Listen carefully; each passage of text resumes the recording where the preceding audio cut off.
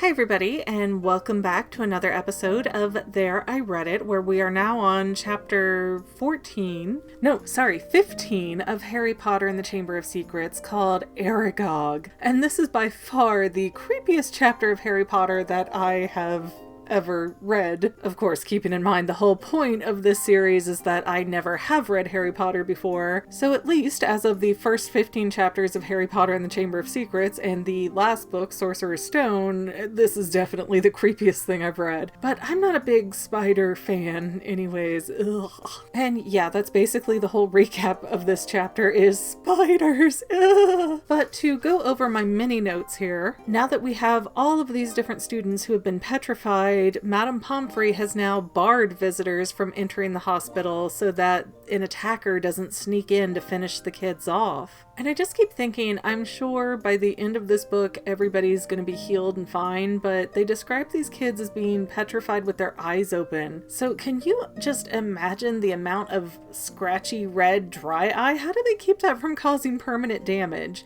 I know the answer's gotta be magic, but I still feel like there's gotta be some kind of residual effect after going through petrification for months. And at the end of the last chapter, Harry was told by Hagrid before he was escorted out of Hogwarts to follow the spiders to get your answers. Problem is, Harry can't find any spiders anywhere. And it turns out I was actually mistaken. I thought that Dumbledore was being completely removed from his headmaster position, but he is only being suspended. He hasn't actually been fired at this stage.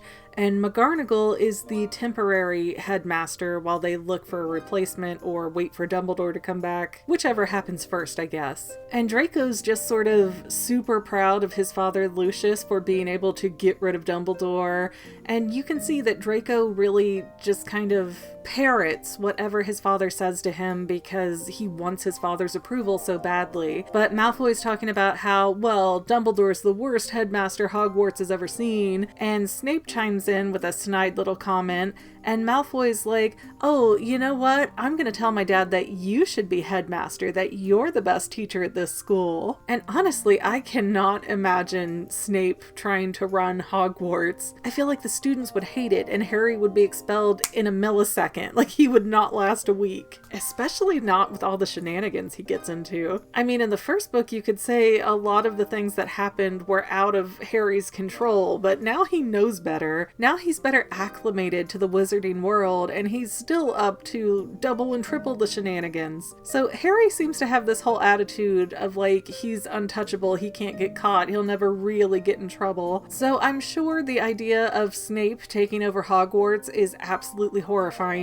even though for whatever reason the book doesn't weigh in on Harry's opinion of that at all. Which is funny because every time they get a chance, the book seems to go, oh, Harry's feeling so bad about himself. Oh, Harry's sitting here ruminating about how awful, his life is. And it's just like, okay, Harry, come on, you're in a wizard school, get up, get with it, take a breath, quit lamenting that your life sucks, and, do the spells. And while Malfoy is running his mouth, he says something about how Hermione should have died. He wishes Hermione was killed. And at that, Ron actually gets so angry that he shoots up off of his seat. And I thought that was curious because Ron seems to be very, very, very protective of Hermione in this book when he didn't seem to care for her much in the first book. And I'm not sure why that is, but I'm starting to see a glimmer that Ron kind of has a crush on Hermione. And it's not the same kind of crush that like Ginny has on Harry because she's very quiet and, let me just stand behind you and stare at you, Harry, because I love you. Like the over-possessive girlfriend meme. But Ron is more like the type of, hey, I'm gonna kind of pick on you because I like you, but may the ministry help whoever else tries to pick on Hermione because she's mine to abuse. I don't know, I wouldn't quite say that Ron is negging Hermione, which is where a guy says really negative stuff to a girl, gets in her head, and then he can kind of swoop in and use her however he wants. But it definitely seems like Ron's treatment of Hermione, especially in the first book, kind of borders on negging. But now it's time for herbology, and the kids have to prune Abyssinian shrivel figs. And I know how to say that one correctly because I was very heavily involved in the cat world for a while, so I know Abyssinian. I know what that looks like. Some of these other words I'm like, I don't know how to form letters. And while in herbology, Ernie Macmillan, which was the Hufflepuff who was accusing Harry of being the bad guy earlier, he actually apologizes for suspecting Harry at all and says, I know you'd never hurt Hermione, so it can't be you. And then Ernie is kind of like, I think it might be Draco Malfoy who's the heir of Slytherin. And Harry's just like, no. And he doesn't explain it, so everybody is kind of getting a vibe that something's up, or Harry knows what's up, but he's not sharing. And lucky enough, Harry notices 2 spiders in the greenhouse, and they're making a beeline out of the greenhouse towards what seems to be the Forbidden Forest. And I had totally forgotten this, but apparently Ron was not in the Forbidden Forest in the last book. It was Hermione, Neville, and Malfoy, I believe, that got to go. Or I guess had to go. It wasn't really got to go, like you wanted to go to the beach or something. It was a punishment. And a really weird one, considering how easy it would be for kids to get murdered in there, but a whole different story. Or maybe it's not a whole different story, because now it's making me wonder if a girl dying at Hogwarts is what almost caused Hogwarts to be shut down 50 years ago, why would they be risking a student's life, or multiple students' lives, to send them to the Forbidden Forest in the first book? See, Dumbledore, he's up to a lot more than he ever says, which is pretty obvious, I know, but there's so many little things that you don't even necessarily consider that Dumbledore is manipulating when he has to be.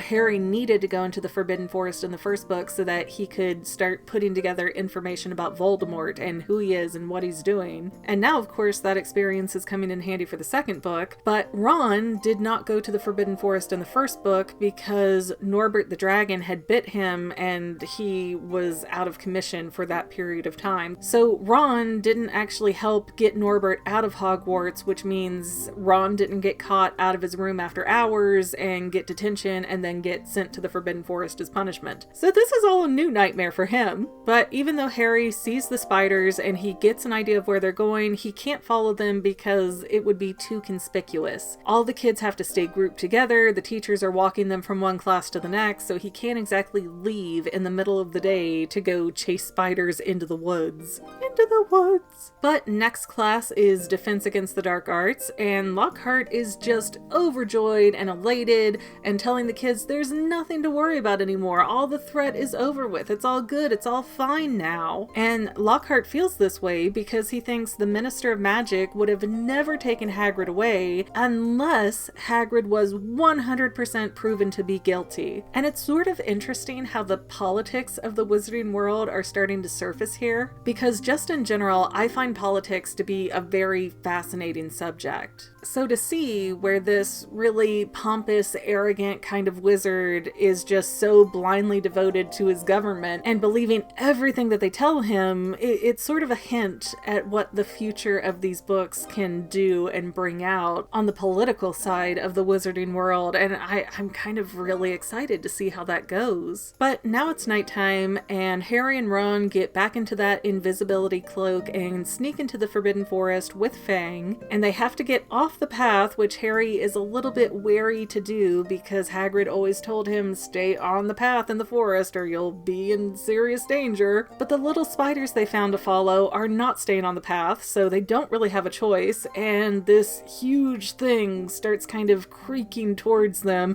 and it turns out to be the missing flying car. I flat out chuckle snorted when I saw that. That just made my day.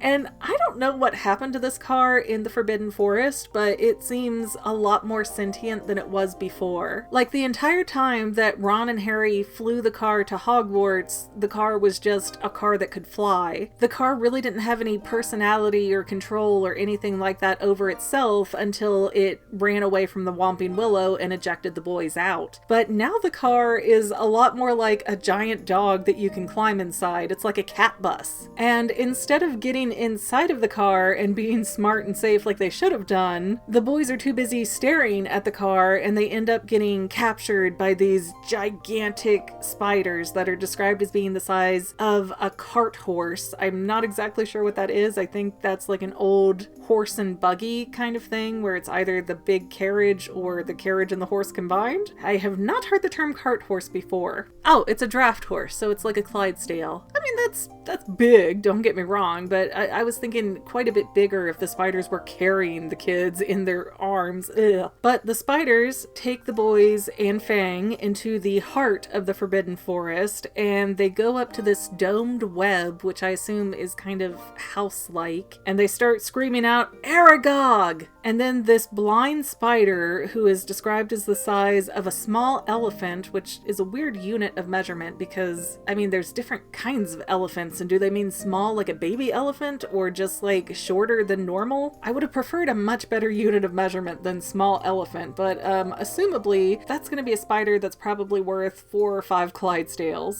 And Aragog comes out and he's like, "Is it Hagrid?" "No." "Okay, well then kill them." Which is curious because of what Aragog says in a second here. So when Harry says, no, wait, we're friends of Hagrid, please don't kill us," Aragog ends up explaining that he is not the Chamber of Secrets monster. He's actually from a distant land and somebody gave him to Hagrid when he was just an egg. My bet is he came from Brazil like all the other horrible spiders. But Aragog is very fond of Hagrid because Hagrid raised him in a cupboard under the stairs, kind of like Harry, although Harry is not fond of the people who took care of him while he was growing up. But Aragog has mad love for Hagrid. He says Hagrid protected him when Hogwarts wanted to kill him, and that Hagrid kept visiting Aragog over the years and even brought him a wife whose name is Mosag. Mosag? M-O-S-A-G? Mosag, something like that. Mossig. And Aragog says that he has never harmed a human, even though it's against his nature of how a spider would be wanting to eat flesh and ugh. But he never hurt a human out of respect for Hagrid. And Aragog doesn't say it, but it's kind of implied that he kept his children under that same philosophy, because obviously the giant spiders are his offspring with his wife. And the entire floor of this place where Aragog lives is filled to the brim with all the little spiders that have come running to homecoming. Like, oh, I can't, my skin is crawling just saying it out loud. I hate this. And Aragog says he knew what the chamber monster was, but it's the thing that his kind fears the most, so he would not say what its name was, not even to Hagrid when he begged. Which, as Harry points out later, is kind of like Voldemort, where nobody wants to say its name because they're so afraid. But even after going through this whole spiel about how Aragog does not eat people out of respect for his beloved Hagrid, Aragog then offers Ron and Harry up for his children to eat because, well, how could I tell them no when you so haphazardly walked into their field of vision, I guess. So this is a really weird double standard where he's describing, no, me and my children don't eat humans because I love my bro Hagrid. Even though Hagrid I don't think is a human, he's a giant, which should technically be something else, right? Or is he only half giant? I don't even think they've gotten into Hagrid's backstory yet, so I don't think I'm supposed to know or guess at that at this point. But whatever some kind of something that Hagrid is, it's definitely not all human. But yeah, Aragog being, oh, we don't eat people because I love Hagrid, but since you're here, nom nom. I mean, yeah, it's weird. It doesn't quite make sense. And just as Harry and Ron and poor little Fang, who wanted nothing to do with any of this but got drug along, are about to be eaten, honk honk, here comes Kari to save the day. And this time they don't dawdle in jumping into the car as the car takes them to the edge of the Forbidden Forest and then lets them out because apparently Kari loves the Forbidden Forest now. Like, this is his world. He is not going back to men. He is a free Ford now. And so Fang ends up running back home, which I want to add, they say that Fang ran away with his tail between his legs to Hagrid's hut,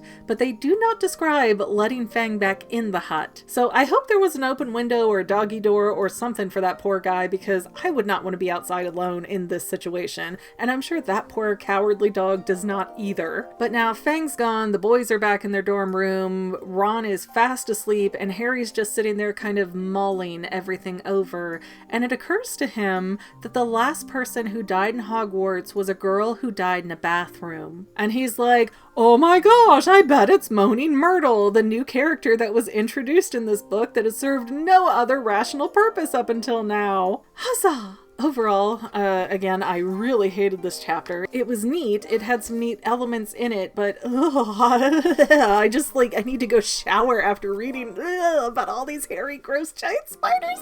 Can't take it. But I'm kind of on Team Ron here, that the boys went on this huge, life-threatening adventure, and they really didn't get anything out of it for all that they risked. Sure, now they know that Hagrid is definitely innocent, but they kind of were already leaning that way to begin with, so I don't know, I'm confused because Hagrid made it seem like, oh, if you just follow the spiders, you're gonna learn about everything, and no, you just learned a tiny bit more than you knew before. And even the thing that you did learn, it wasn't exactly new information, you just weren't 100% certain about it yet. But we are so close to the end of this book, I'm really excited to kind of book it to the end, ha ha ha, pun intended, because I feel more confident than ever at this point that the chamber monster has to be some snake Medusa kind of creature. I just want to be proven right. I can figure out mysteries in children's books. Look at me, I'm fancy. Anyways, guys, thank you for watching. Don't forget to subscribe. Come back next week, hang out some more, comment all you can. I love having these discussions with everybody. Of course, by the time this airs, I'm probably gonna be decently into book 3, but I still ask that you don't comment any spoilers just for the sake of people who are reading along as I publish the videos. And I will see you next time. Hopefully there are no more spiders in this book, because I might flip out even if they describe little tiny ones at this point. Ugh! Just all that clicking noise that they made while they talk. I hear it. I feel it. This is how Frollo felt when he got obsessed with Esmeralda. He just couldn't get her out of his system. Wait, did I just describe being romantically attracted to spiders? Because no, that's not a correct analogy at all. Bye, guys. That's it. Just bye. Well, family members, we're almost done, but I want to invite you to hang out with me in some other places. I'm on Twitter and Instagram as my own personal self, and I have a Facebook page too, but I mostly just post photos over there. And sometimes people say, hey McGann, I want to mail you something. How do I do that? Easy. Just click the About tab on my channel page, and my most current P.O. Box info will be right there. I also run another channel, The Family. It's really a hodgepodge channel where we might post anything. Oh yeah, and I also sell shirts and stickers and stuff with the Family and the Fangirl logos. If that is your cup of tea, I have a link in every description of every video. Finally, if you want to help out the Fangirl channel and make sure I'm putting out video essays for years to come, the best way you can help is by subscribing and watching more of my videos, whether they're new, old, whatever. Maybe even share one or two on social media, help spread the word. People who watch to the end of videos like you helps to tell the site, hey, this is a good video, we should recommend it to other people. So if you made it this far, leave me a comment of something like, hey, I made it to the end. Love ya. See you next time, family members. Bye.